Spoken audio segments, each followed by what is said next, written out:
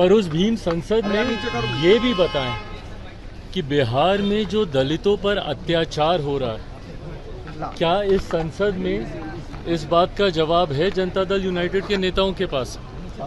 आए दिन जो दलितों की हत्याएं हो रही हैं, चुन चुनकर दलित युवकों को, दलित बच्चियों के साथ बलात्कार हो रहा है, गला रेत कर उनकी हत्या की जा रही है। चौकीदार व्यवसाय से जुड़े हुए दलित समाज के लोग, उनकी हत्याएं की जा रही हैं।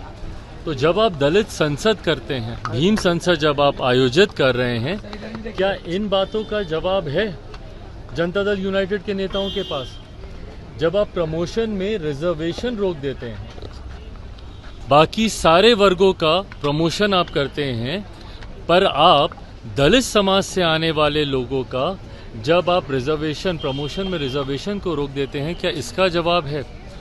भीम संसद सिर्फ दिखाने के लिए, और हकीकत में पिछले 18-19 साल से जब से मुख्यमंत्री नीतीश कुमार जी की सरकार है, कौन नहीं जानता भैया, दलित विरोधी सोच मुख्यमंत्री नीतीश कुमार जी की रही। जिस तरीके की भाषा का इस्तेमाल मुख्यमंत्री जी ने, पूर्व मुख्यमंत्री जो कि पुनः दलित समाज से ही आते, उनके बारे में बिहार की विधानसभा में उन्होंने करने का काम किया, ऐसे में आप संसद करेंगे, ऐसे में आप दिखावा करेंगे कि आप दलित हितैषी हैं, आप दिखावा करेंगे कि अनुसूचित जाति जनजाति वर्ग से आने वाले लोगों की सबसे ज़्यादा चिंता आपको है।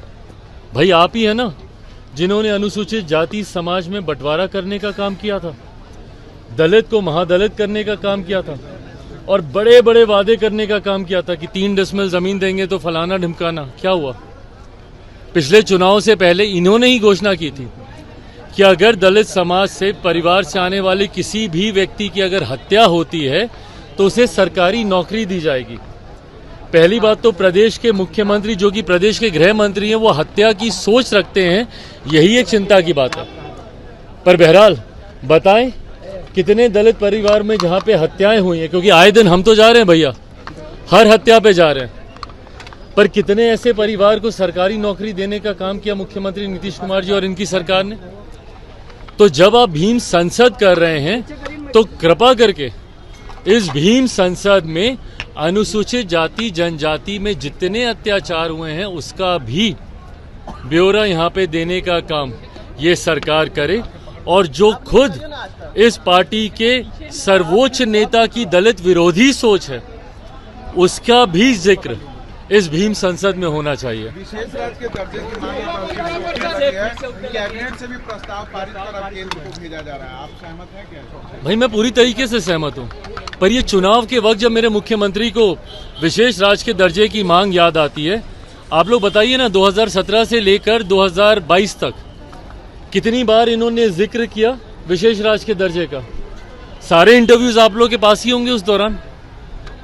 वो एक ऐसा दौर था जो मुझे लगता है लंबे समय के बाद बिहार की विडंबना रही है कि हमेशा विरोधाभास की सरकारें रही हैं, केंद्र में कोई और, राज्य में कोई और इसीलिए कभी भी विशेष राज्य के दर्जे की मांग को पूरा नहीं किया जा सका।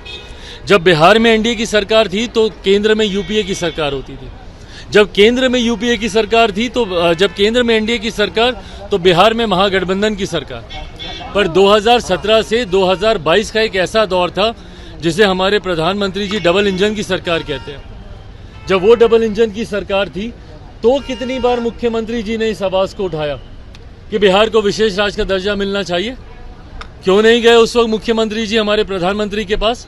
क्यों नहीं इन्होंने केंद्र में उस वक्त इस मांग को रखा? क्यों नहीं उस वक्त कैबिनेट से पारित कराया?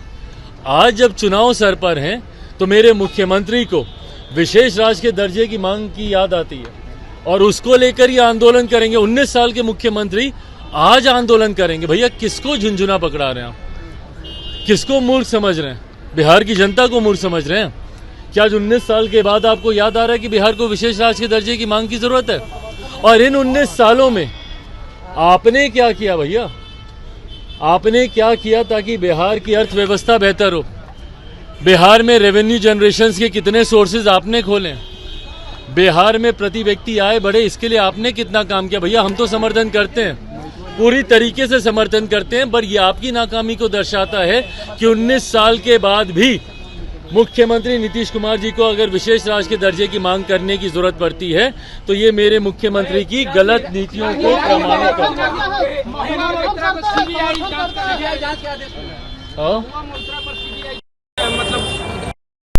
है। जिस तरीके से तथ्य सामने आए हैं और जिस तरीके से कमेटी के सामने बातों को रखा गया है, उनके तमाम पासवर्ड्स, लॉगिन आईडी, संसद को लेके, इन तमाम चीज़ों में कहीं ना कहीं ये बात तो प्रमाणित हुई है ना कि मिसयूज तो हुआ है।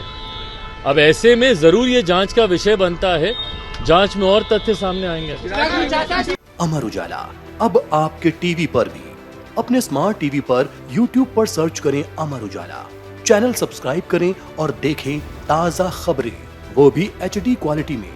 और हाँ, बेल आइकन दबाना ना भूलें ताकि हर खबर हो आपके घर। अमर उजाला, निष्पक्ष, निर्भीक, निरंतर।